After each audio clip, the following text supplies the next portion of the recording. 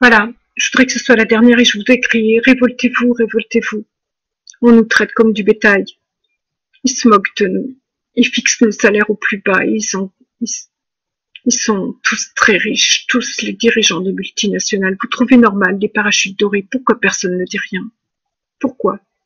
C'est des gens qui ont travaillé moins que moi dans leur vie et moins que beaucoup d'entre vous. Vous savez, ce sont des cadres, quand ils rentrent chez eux, la maison est impeccable, ils ont une femme à la maison.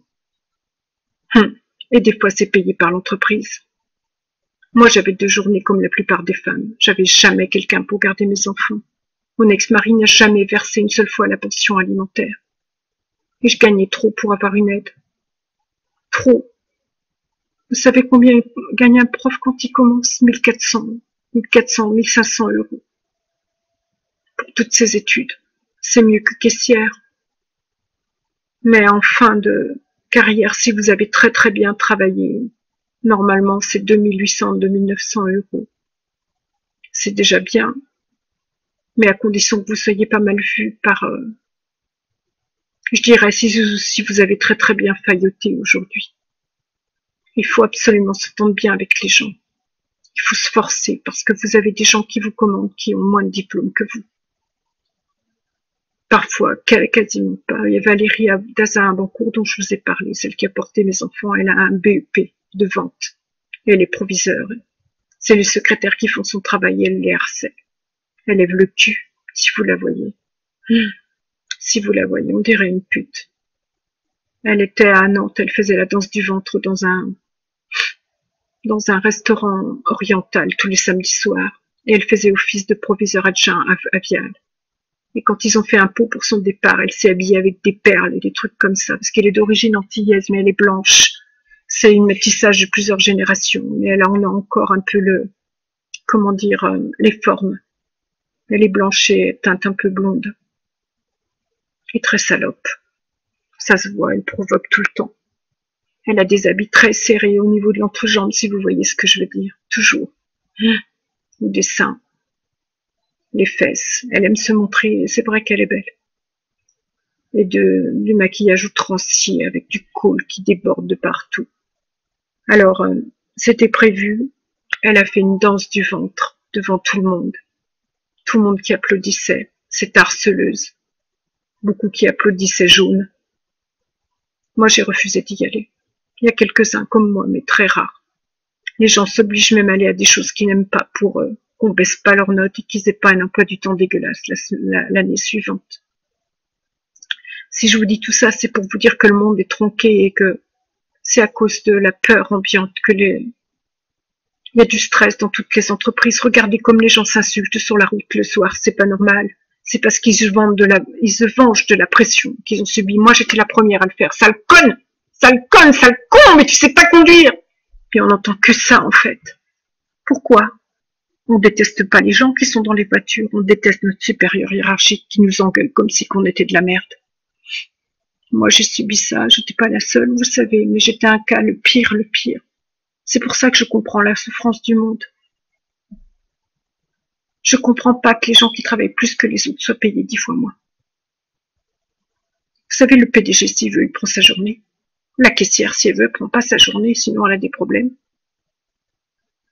Il rentre chez lui, tout est prêt, mais il est même pas obligé de rentrer chez lui. S'il veut, il mange au resto quand il va. La caissière, elle mange au resto une fois par an pour l'anniversaire de ses enfants ou de son mariage. Et encore, c'est trop cher pour elle. Je veux dire, pourquoi personne ne se révolte? Pourquoi vous vous laissez faire? En dehors de moi, pourquoi? On est une force. On a des bonnes raisons. Vous avez vu la crise? Moi, quand je fais 100 euros de courses pour moi toute seule, même si j'achète des choses pas chères, mais comment font les gens aujourd'hui? J'ai élevé mes enfants, c'était déjà dur, mais aujourd'hui, ça me semble impossible. Comment font les mères seules? Pourquoi? Pourquoi personne ne dit rien? Pourquoi personne les aide? C'est quoi cette société où on laisse tout faire? On laisse les riches nous voler? Vous savez qu'on est le pays au monde où il y a plus d'impôts. Vous savez pourquoi? C'est parce que les politiques nous volent nos impôts. Pourquoi Madame Bettencourt, chez L'Oréal, ils ne payaient pas leurs impôts et qu'ils ont 10 millions d'arriérés? Moi, si je ne paye pas mes impôts, on va venir me chercher. Il y a quand même un problème, non? Vous ne croyez pas? Alors, je vais vous dire ce que j'ai fait cette année. Je n'ai pas fait ma déclaration d'impôt. Parce que je sais que les choses vont changer. Je le rêve. Je me réveille le matin et je vois mes 68. Et quand je vois quelque chose, c'est que ça va arriver, mais ça va être pire. On vous traite comme du bétail et en plus, dans les réunions du maître du monde, parfois ils font des sacrifices. Ça se passe aux États-Unis ou ailleurs. C'était George Bush qui en était à la tête. Ah vraiment, c'est un ami de mon ex-mari. Sachez que le 11 septembre, c'est lui. Vous savez ce qu'il a fait? Il y avait beaucoup de gens qui le dérangeaient, qui savaient qui j'étais, qui savaient ce qui se passait, et qui savaient le projet des maîtres du monde, notamment l'eugénisme avec mes enfants. Et d'autres, je suppose qu'il y a d'autres victimes que moi, j'en suis même sûre. Et ils ont dit qu'en faisant renverser les Twin Towers, il y a beaucoup de responsables là-bas qui les dérangeaient, qui seraient tués en même temps. Et ça ferait une grosse pub pour Bush qui va se ériger en héros contre le terrorisme. C'est grâce à ça qu'il a été réélu, je vous assure. C'est grâce à ça, en jetant la pierre sous Ben Laden, qui était pour rien, c'est mon ex-mari qui a tout organisé. Il est responsable de plein de morts dans le monde. Si j'avais su quand je dormais avec lui, je l'aurais tué. 3000 morts. Vous savez, ces gens, je les entends crier, je les vois tomber. Je les entends laisser un message d'amour à leurs femmes, à leurs maris, à leurs enfants sur le portable avant de mourir. Atroce. Je vis leur souffrance. Charles m'a dit des fois que quand je dors, il assiste à des transes. Ma voix se change. Et je parle. Ils se servent de ce que je dis. C'est quelqu'un qui habite mon corps et qui parle. J'étais épileptique de 93 à cause de l'empoisonnement à 2005. Mais quand on est épileptique, le phénomène est très étrange. Je pouvais me soulever de plusieurs centimètres de mon lit. Ça peut être un mort qui rentre dans le corps. C'est ce que disent les Africains. Et qui s'exprime par votre bouche quand vous dormez. Ils ont appris beaucoup de choses comme ça. Alors vous savez ce qu'ils ont fait? Il y avait beaucoup de bureaux dans les Twin Towers et tous les gens qui voulaient supprimer, ils leur ont fait mettre un rendez-vous à 11h le 11 septembre, puisque c'est là qu'a eu le choc à 11h aux États-Unis, pour des prétextes fallacieux, mais toujours avec un sucre, comme on a fait pour Michel et le mari. On leur a mis des rendez-vous en leur faisant miroiter une bonne affaire ou quelque chose d'intéressant pour les gens passionnés de ceci, pour la presse ou autre. Vous savez, en étudiant les passions des gens, ils savent très bien manipuler tout le monde. Moi, pour que mon mari me séduise, ils ont étudié avant tout ce que j'aimais, tout ce que j'aimais pas.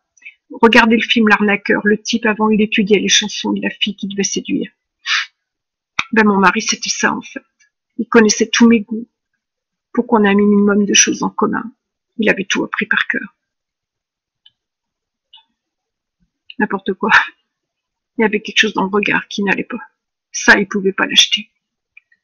Mais bon, il a quand même réussi à m'épouser, vous savez. Par dépit. Le matin du mariage, j'ai pleuré dans la salle de bain. Pourtant, je vais scanner des photos, j'avais l'air heureuse. C'était la comédie. Quand j'ai regardé Charlène qui s'est mariée avec le type à Monaco, Albert, c'était de la comédie. Ils font chambre à part. J'ai lu ça dans les journaux. Moi, je savais pas comment faire. Il me disait que si je refusais, il me tuerait. Il me le disait pas comme ça, il me le faisait comprendre, c'était plus fin. Parce qu'il connaissait très bien la loi. Des fois qu'il aurait été enregistré, vous savez.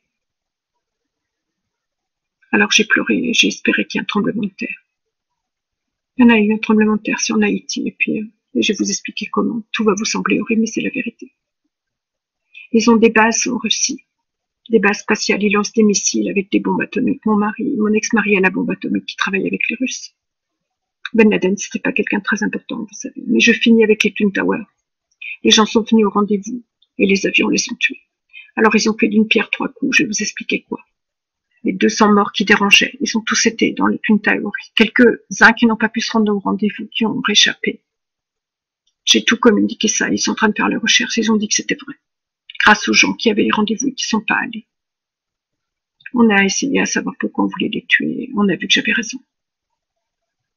Deuxième chose, de la pub contre le terrorisme pour faire réélire George Bush, c'est la vérité. Et troisième chose qui est horrible, c'est que George Bush est à la tête de beaucoup de sociétés qui ont beaucoup de médias aux États-Unis.